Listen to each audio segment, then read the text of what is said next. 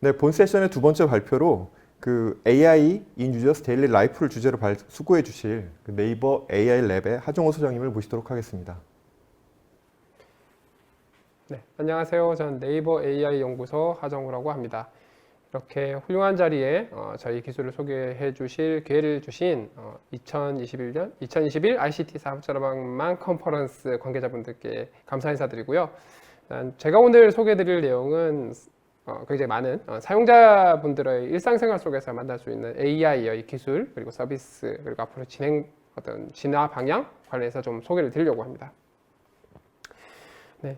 인공지능의 아버지라고 할 수 있는 앨런 튜링이 1930년대, 40년대 초반에 인공지능이라는 어떤 개념을 만들어냈고, 그리고 인공지능이라는 단어 자체는 1956년에 단마스 서머스쿨에서 처음 제안이 되었죠. 그러고 나서 벌써 거의 60여 년 가까이 60여 년 이상 인공지능의 역사가 진행이 되었습니다. 그 기간 동안 굉장히 많은 부침이 있었고, 지금은 이제 그 부침 중에 굉장히 그 인기가 있는 그리고 굉장히 기술적으로도 많이 올라와 있는 상황이 되었죠. 2016년 알파고 이후로 굉장히 놀라운 기술들이 많이 소개가 되었고요. 최근에 나온 몇 가지 사례를 소개를 드리자면 2019년 작년 컴퓨터 비전에서 가장 큰 학회라고 할 수 있는 최고권위 학회라고 할 수 있는 CVPR에서 소개되었던 연구입니다.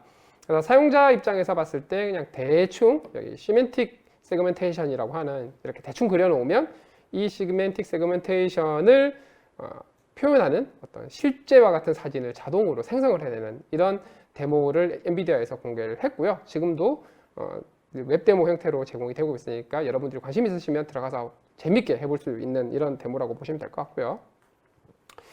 올해 초였습니다. AI 연구, 특히 자연어 처리 연구하시는 분들 입장에서 가장 풀기 어려운 난제 중에 하나가 거의 사람 수준의 어떤 자유 발화 대화를 할 수 있는 AI가 나올 것인가에 대해서 굉장히 회의적이었던 시각이 많았고요. 저 또한 그런 사람들 중에 하나였는데 2005년 초반에 구글에서 미나라는 모델을 공개를 합니다. 그래서 거의 인간 수준의 어떤 자유발화 대화를 막 생성해내는 이런 대화 모델이 공개가 되었죠.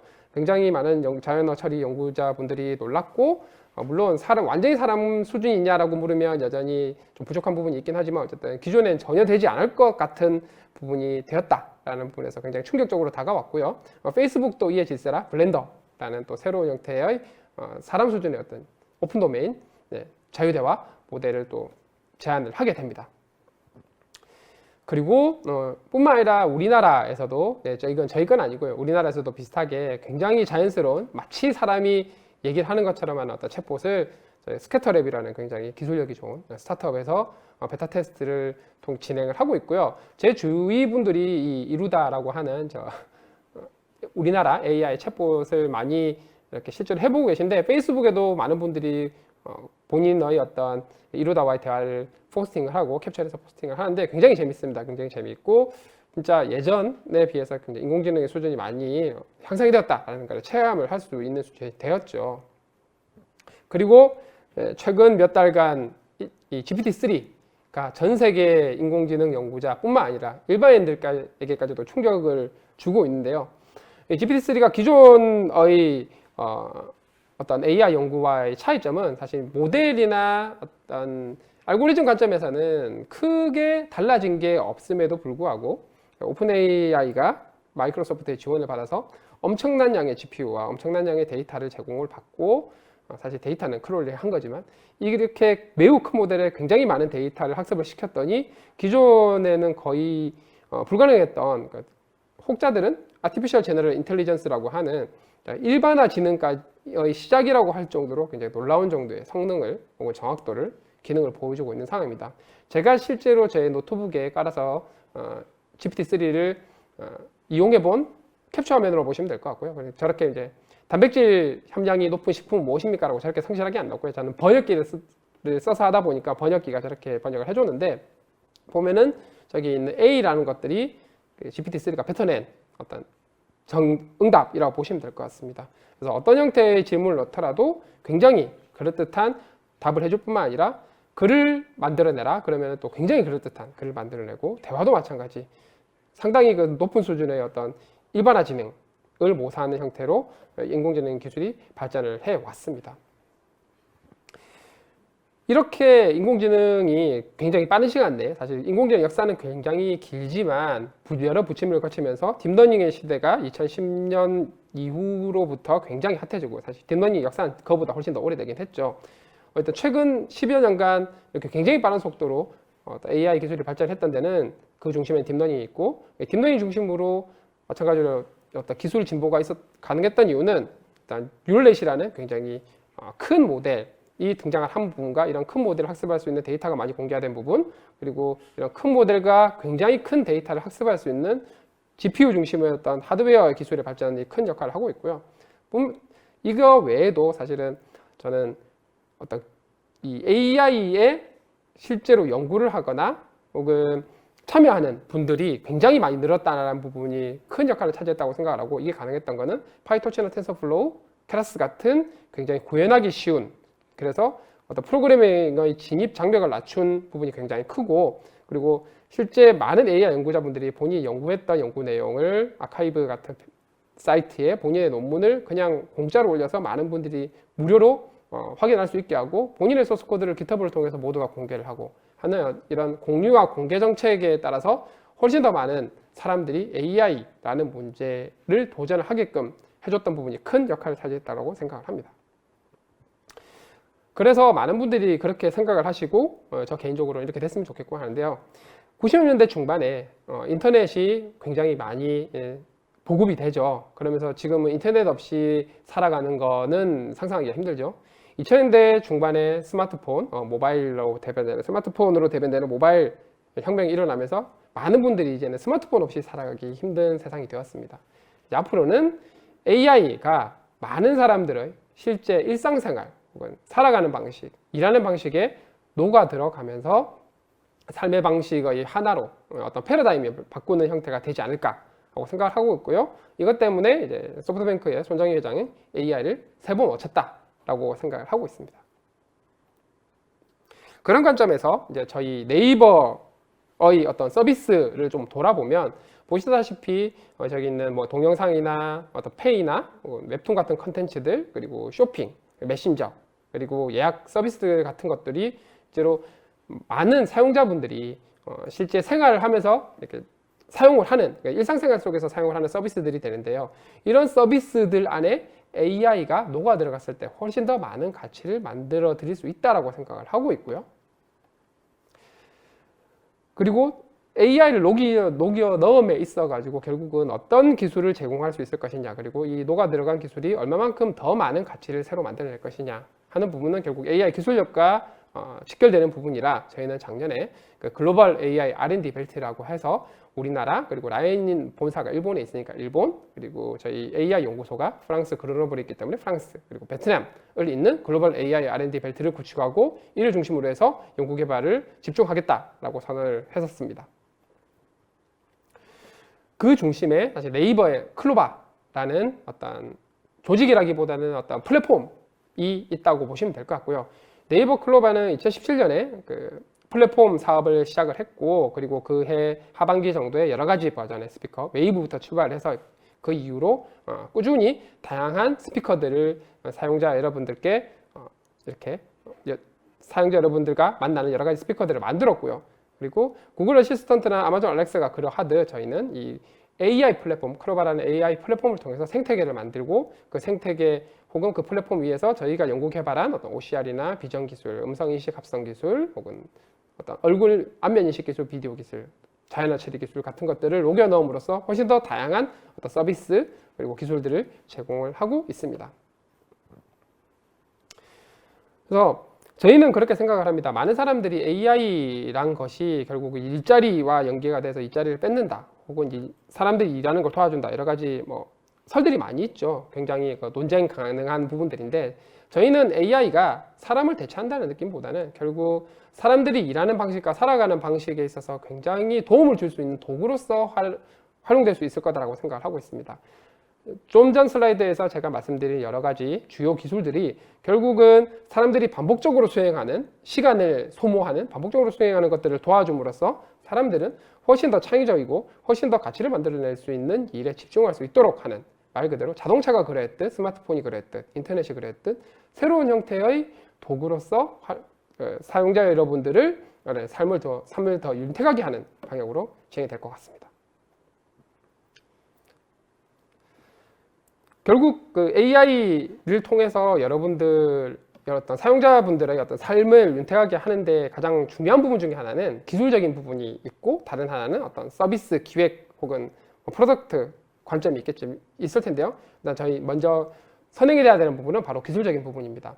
그래서 사실 뭐 최근에 어떤 여러 가지 기술 공개들을 통해서 뭐 소스 코드를 다운받아서 바로 적용하는 방법도 있겠지만, 저희는 그보다 훨씬 더 연구에 집중을 함으로써 기술을 자체 내재화를 시키고, 이렇게 내재화된 기술을 통해서 다른 회사들 혹은 다른 어떤 경쟁자들이 제공하는 것보다 훨씬 더 품질이 좋은 혹은 제공하지 못하는 새로운 기능들을 서비스 형태로 사용자 여러분들께 제공을 하려고 생각하고 있고요. 그 관점에서는 결국 연구와 그다음에 개발, 그리고 이 개발을 서비스화하는 이런 선순환 구조가 잘 구축이 되어야 된다고 생각을 하고, 현재 클로바는 연구부터 시작해서 엔진을 만들고, 그 엔진을 서비스화하고, 그 서비스로부터 새로 나오는 데이터들로부터 새로운 또 어떤 문제를 정리하고, 그걸 다시 연구를 통해서 푸는 이런 선순환 구조가 잘 구축이 되어 있다고 보시면 되겠습니다. 네, 그래서 결국은 연구력은 여러 가지로 많이 측정을 할 수 있겠지만, 저희는 이제 자체 기술 내재화를 위해서 굉장히 선행 연구에 많이 집중을 했고, 그 결과 매년 저희가 세계 최고 AI 컨퍼런스에서 발표하는 연구의 숫자가 증가하고 있고요. 그런 것들의 한 예로서 그 AI 연구에서 가장 어떤 기반이 되는 연구라고 할 수 있는 것들이 바로 옵티마이저라고 하는 겁니다. 이 옵티마이저는 쉽게 설명드리면 어떤 인공신경망을 학습하는 방법으로 생각을 하시면 되고요. 이 연구는 사실 아시아권에서는 이루어진 케이스가 거의 없을 정도로 주로 뭐 미국이나 유럽에서 진행이 됐고요. 이런 연구를 저희 네이버의 클로바 연구소에서 진행을 해서 기존에 나와 있는 어떤 최적화 뉴럴넷 인공신경망 최적화 기법 대비 훨씬 더 좋은 성능을 나타내는 결과를 도출했습니다. 그리고 사용하는 방법도 굉장히 간단합니다. 어떤 딥러닝 구현을 해보신 분들은 대부분 파이썬을 쓰실 텐데, 파이썬에서 그냥 pip install adamP라고 하면 기존에 많이 쓰이는 아담을 대신해서 그냥 사용하실 수 있고요. 저희 adamP라는 최적화 기법의 장점은 하한선이, 그러니까 아무리 못해도 아담과 동급이기 때문에 별 부담 없이 이렇게 설치해서 여러분들의 뉴럴넷 학습에 활용하시면 되겠습니다. 뿐만 아니라 저희가 아무래도 서비스를 많이 하고 있다 보니까 어떤 그 큰 모델이 굉장히 정확도가 높긴 하지만, 모델이 크면은 수행 속도가 느려지고, 수행 속도가 느려지면 사용자 여러분들이 굉장히 싫으시죠. 그래서 저희는 정확도뿐만 아니라 이런 실행 속도도 굉장히 빠르게 만드는, 그리고 모델 크기도 굉장히 작게 만들어서 에너지 이피션시한 연구도 진행을 했고, 저희 연구 내용은 학습된 모델 그리고 소스 코드까지 모두 공개를 해 두었습니다. 뿐만 아니라 여러분들께 새로운 형태의 서비스를 제공할 수 있는 컨텐츠를 새로 생성할 수 있는 이런 생성 모델 중심의 어떤 연구도 계속 진행을 하고 있고요. 그리고 좀 더 근본적인 기술로서 이런 생성 모델 연구의 가장 큰 문제는 이 모델이 정말 성능이 좋은지 안 좋은지를 평가하기 애매한 부분이 있었습니다. 그래서 어떤 아카데믹한 컨트리뷰션 관점에서 저희가 생성 모델들의 성능을 평가할 수 있는 훨씬 더 안정적인 새로운 평가 지표도 연구를 해서 공개를 했습니다. 좀 더 이제 사용자들의 실제 생활 속에서 만날 수 있는 기술들을 데모 위주로 공유를 드리겠습니다. 이거는 사람의 얼굴, 사용자분들의 얼굴을 통해 가지고 이렇게 얼굴 인식을 통해서 실제 등록을 하는 실제 사례인데요. 작년에 저희가 행사를 했는데, 저 스탠다드라고 되어 있는 부분이 일반적으로 사용을 하는 기존에 등록했던 거를 신분증 보여주고 본인인지 확인하고 하는 줄이라고 보시면, 페이스 사인은 기존 미리 행사 전에 얼굴 사진 하나 딱 등록해 놓으면 그냥 보고 바로 인식하고 본인 맞으시네 하고 가는 이런 형태로 보시면 되겠습니다. 그래서 저희 회사 내부에서는 또 이 기술을 이용해서 카페테리아에서 결제까지 하는 시스템까지 구축이 되어 있고요. 굉장히 편하게 여러분들의 생활 속에서 AI가 많은 어떤 굉장히 편리함을 제공을 하고 있다라는 예시고요. 아이고, 죄송합니다. 네, 이 기술은 저희 V라이브에서 확인을 하실 수가 있습니다. 요즘 굉장히 인기 있는 걸그룹이죠. 이치의 뮤직비디오를 저희가 개별 멤버별로 직캠을 자동으로 만들어주는 기술입니다. 이 기술을 위해서는 이렇게 춤을 추다 보면 서로 가려졌다가 나왔다가 하는 부분을 정확하게 추출을 해내야 되는데 이 부분이 그렇게 쉬운 문제가 아닙니다. 이렇게 그래서 저희가 만든 기술을 활용을 하면 실제 개별 팬분들은 이런 각 멤버별로 팬들이 있는데 본인이 좋아하는 멤버들에 대해서만 직캠을 찍고 싶은 수요가 있습니다. 이런 것들을 AI가 자동으로 만들어주고 저희 V라이브에서 서비스 개별 멤버들에 대한 직캠 서비스를 해주고 있는데 실제로 저희가 올린 원본만큼 개별 멤버들에 대한 어떤 좋아요 수치도 굉장히 많이 늘어서 많은 팬분들에게 굉장히 많은 큰 도움을 드리고 있다라고 말씀드릴 수 있겠습니다. 그리고 저희가 한 OCR이라는 분야, OCR이라고 하면 이미지 안에서 어떤 텍스트 정보를 추출하는 기술을 얘기를 하는데요. 저희가 OCR을 연구한 지 거의 3년 정도 된 것 같습니다. 근데 OCR 하면 일반적으로 OCR을 하면은 좀 그냥 일반적인 사진에서 텍스트 정보를 추출하고 끝나는 건데 사실 OCR 기술을 잘 활용을 하면 여러 가지 굉장히 가치를 만들어내는 것들이 많습니다. 우측 같은 경우는 이렇게 영수증에서 이런 정보들을 추출을 하면 해당하는 영수증으로부터 이런 정보들이 추출이 되고 이걸 이용을 해서 뭐 가계부를 자동으로 작성을 할 수도 있고 혹은 어떤 음식점이나 어떤 가게의 데이터베이스를 만드는 데 있어 가지고도 굉장히 유용하게 활용을 할 수가 있습니다. 기존에 어떤 가게 데이터베이스를 만들 때는 사람들이 일일이 다 봐야 했던 부분을 OCR 기술로서 대신해서 훨씬 어떤 반복적인 업무를 도와드리는 형태가 됐다고 볼 수 있고요. 그리고 왼쪽이 좀 특이한데 여러분들 여러 사이트 들어가 보시면 로그인 좀 잘못 아이디 패스워드 잘못 입력하면 캡처 화면이 뜰 겁니다. 근데 기존에 캡처 하다 보면은 워낙 봇들이 잘 풀다 보니까 이 캡처를 어렵게 만들기 위해서 사람도 알아보기 되게 힘든 형태의 숫자를 주면서 입력하라 그래가지고 저 같은 경우도 한 리프레시를 6-7번 하는 경우도 있는데요. 저희는 사람은 쉽지만 기계는, 봇들은 어렵게 하는 캡처 기술을 OCR에서 찾았습니다. 보시면 이 영수증 자체는 저희가 생성해낸 OCR이고 생성해낸 사진이고요. 그래서 문제를 줍니다. 그래서 이렇게 문제를 주면 사실 봇 입장에서는 절대로 풀 수가 없지만 사람은 금방 사진 보고 아 이거 얼마네 하면서 입력을 할 수 있죠. 이렇게 OCR 기술이 캡처에도 활용될 수 있다는 걸 확인하실 수 있고요. 뿐만 아니라 OCR의 또 다른 활용예입니다. 저희가 이거 지난주 정도에 공개를 했던 걸로 기억을 하는데요. 집에 좀 어린 아이가 있는 부모님들께서는 굉장히 좋아할 만한 소식이 되겠죠. 그래서 책을 대신 읽어주는 램프라는 녀석입니다. 이 램프에 책을 갖다 대면 저렇게 글자가 있는 부분은 OCR 기술을 이용해서 글자를 읽어드리고요. 그리고 저희 음성 합성 기술을 이용해서 저희 그대로 그 글자를 이런 애기들이 들을 수 있도록 읽어주는 시스템이 구성이 되어 있습니다. 원래는 이러면 안 되죠. 당연히 부모님들이 열심히 애들 데리고 읽어주는 게 맞으나 가끔씩 이렇게 바쁠 때가 있을 때 뭔가 급한 일이 있는데 책을 읽어줘야 된다. 그러면 저희 글로벌 램프 활용하시면 도움이 많이 될 거라고 생각을 합니다. 그리고 또 다른 저희가 일하는 방식을 도와드리는 기술이 AI 콜입니다. 많은 중소상공인 분들이 실제 가게나 어떤 영업장을 운영을 하실 때 보면은 굉장히 바쁠 때 전화가 오면 전화를 받기 좀 어려운 부분들이 있습니다. 그래서 저희는 전화를 대신 받아주는 AI를 만들어서 저희 아웃백 스테이크하우스 미금점에 적용을 했고요. 그리고 이 서비스의 본격적인 어떤 실제 오픈 베타 서비스가 이제 곧 진행이 되는 걸로 알고 있습니다.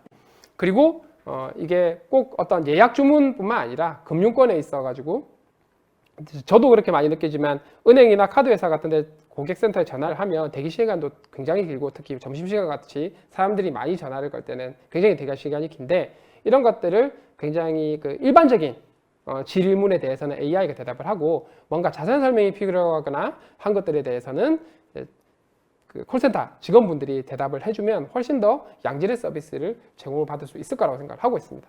그래서 이런 것들이 중소상공인 그리고 굉장히 좀 힘든 사실 콜센터 직원분들이 굉장히 열악하고 힘든데 이런 분들을 도와줄 수 있는 기술이라고 생각을 합니다.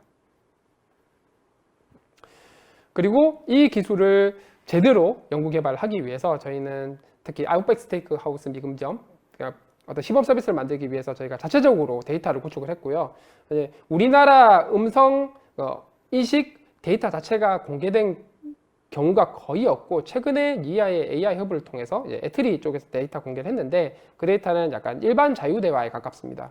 그래서 결국은 저희가 그냥 다 설계를 해서 데이터를 구축을 했고요. 이런 식당 예약 상황에서의 어떤 음성인식을 위해서 그리고 그 데이터 중의 상당수를 우리나라에서 음성인식 연구하시는 분들, 그다음에 목적지향형 대화 연구하시는 분들을 위해서 공개를 했습니다.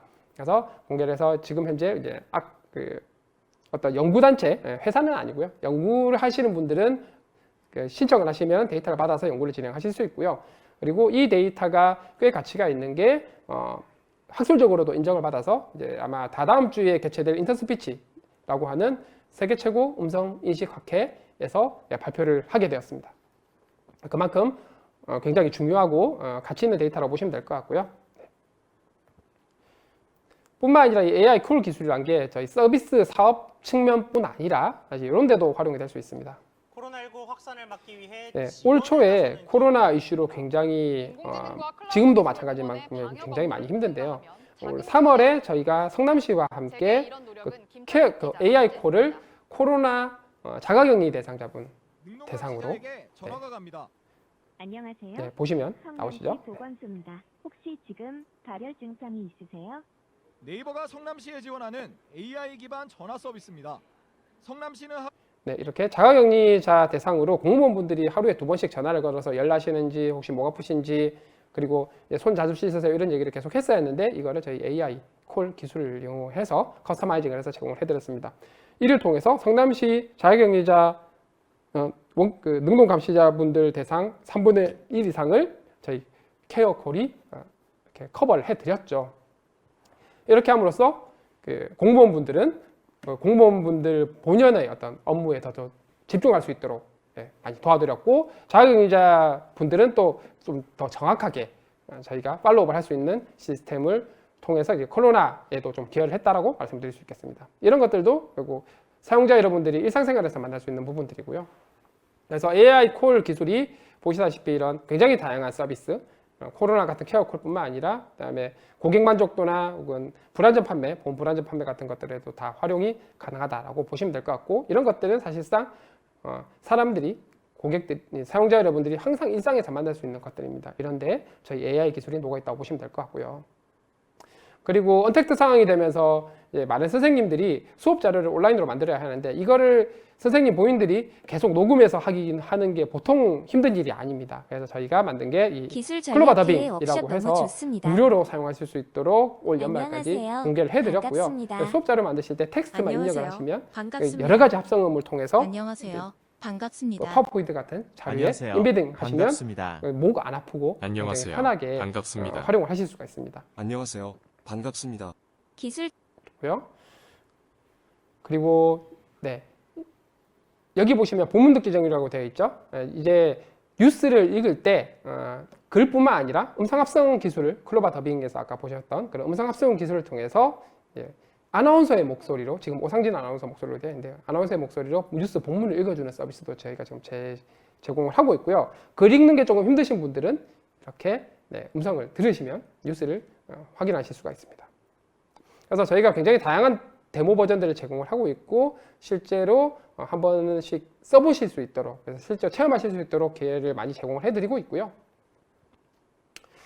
그리고 저희 사업적인 관점에서 뿐만 아니라 결국은 국가의 AI 발전, 저변 확대가 중요하다고 생각을 하기 때문에 저희는 저희가 만든 데이터들, 저희가 만든 연구들 거의 대부분 공개를 하고 있고 그 구축한 데이터들 중에 상당수는 데이터 공개를 하고 있습니다.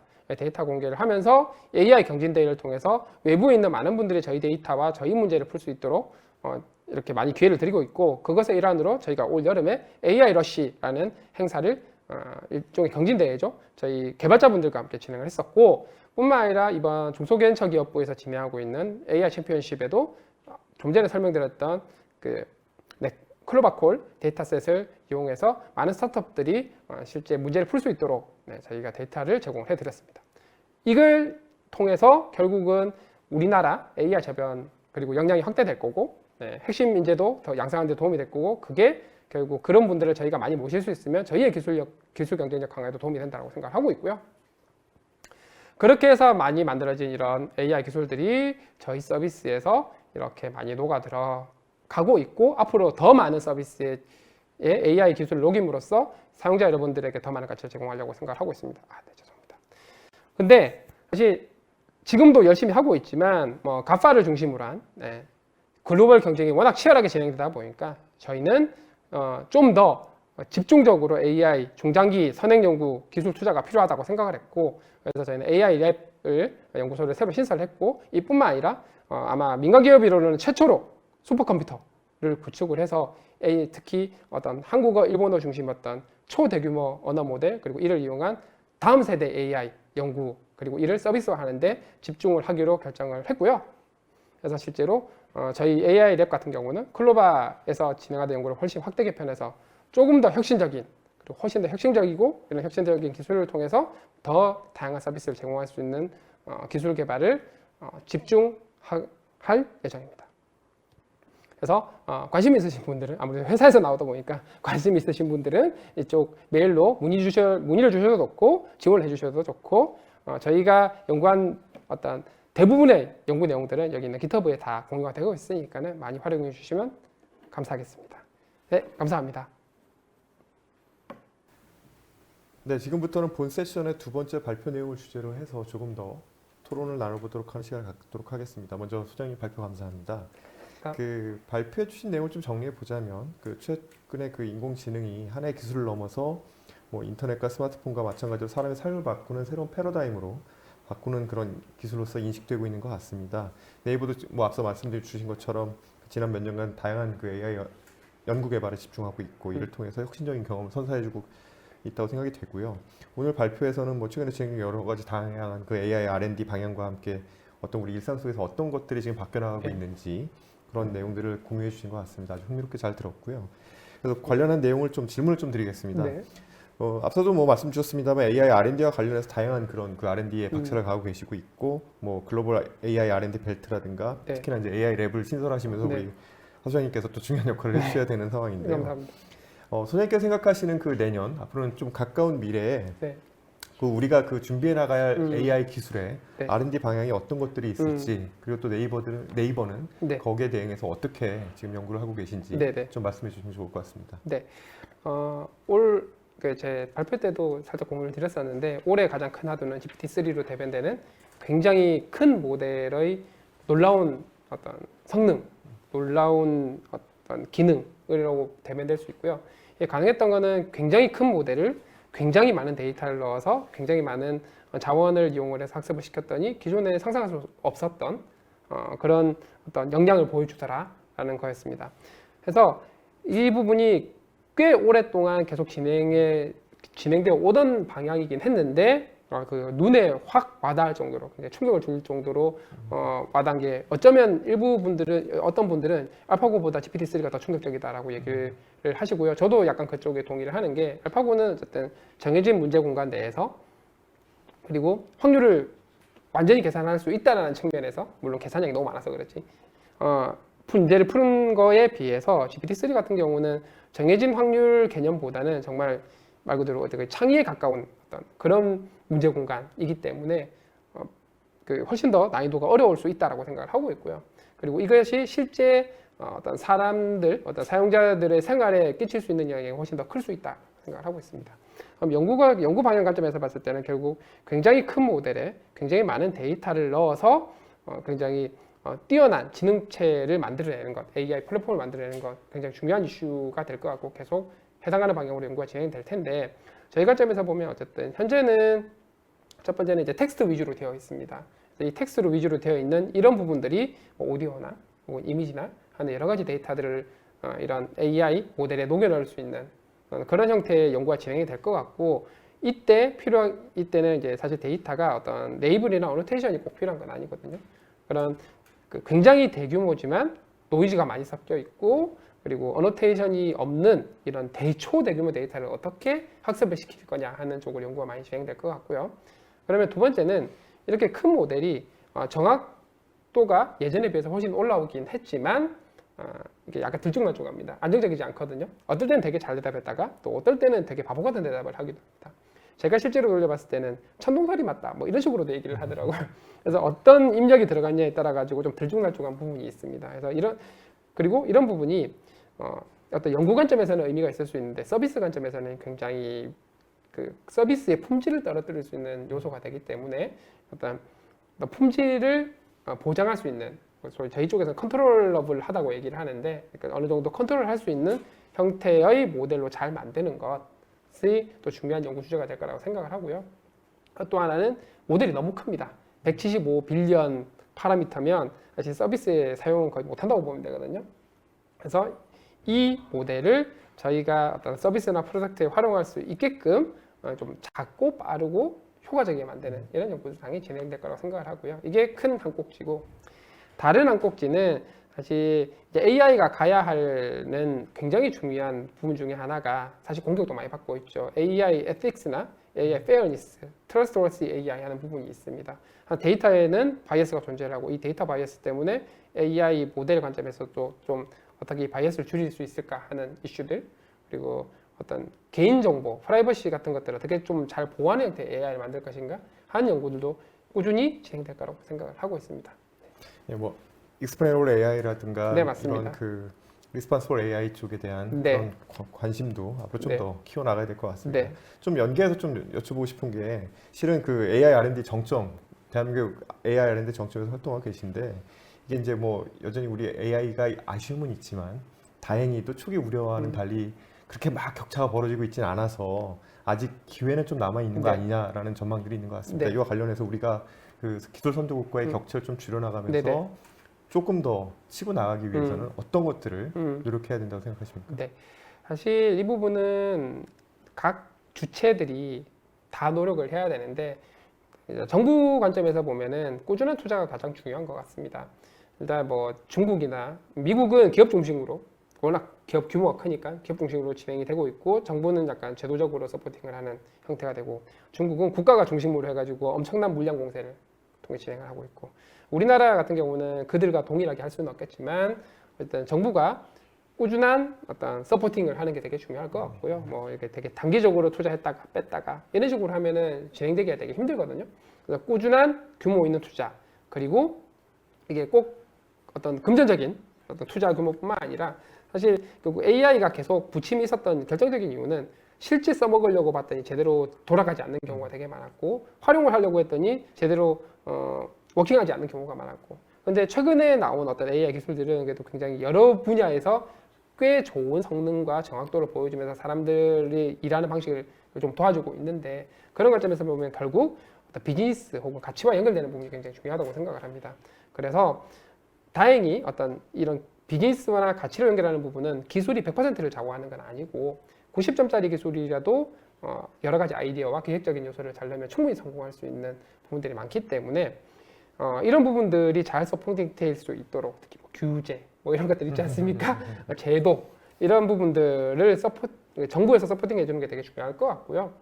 이건 R&D도 마찬가지고, 뭐 학교에 예를 AI 대학원 포함해서 R&D도 마찬가지고, 그다음에 기업 관점에서도 서포팅해 주는 게 마찬가지일 것 같고요. 학교 관점에서도 그 어떤 집중적인 연구 개발을 잘 할 수 있는 부분, 이런 부분들을 굉장히 중요하다고 생각을 합니다. 그리고 기업 입장에서도 마찬가지 이런 AI 기술들을 잘 어떤 비즈니스와 사업화, 밸류를 만들어내는 것들에 대한 고민을 좀 더 전략적인 고민을 하는 게 필요하지 않을까 생각을 하고 있습니다. 네, 말씀해 주신 것처럼 더 늦기 전에 각 주체들이 좀 잘 각자의 역할을 잘 해서 네. 우리가 좀 더 치고 나갈 수 있는 그런 네. AI 분야에서 좀 더 격차를 줄여나갈 수 있는 그런 네. 기회가 되었으면 좋겠습니다. 뭐 너무나 나누고 싶은 말씀이 많은데 시간이 생각보다 많이 지나가는 것 같네요. 좀 더 뭐 대화는 또 다음에 또 저희가 다른 기회를 통해서 마련하도록 하고요. 지금까지 그 네이버 AI 랩의 가정호 소장님을 모시고 우리 일상 속에서 펼쳐질 AI 기술 동향과 발전 방향에 대해 들어봤습니다. 소장님, 뭐 답변과 발표 감사드립니다. 감사합니다. 네. 지금까지 그 DNA 트랙의 세 번째 세션으로서 함께하는 세상을 주제로 발표와 토론을 나눠봤습니다. 앞선 그 발표와 토론에서처럼 우리 ICT 기술이 모두 함께하는 세상을 만들어가는 데 기여하길 기대하면서 오늘 세션을 마치도록 하겠습니다. 장시간 경청해 주셔서 감사합니다.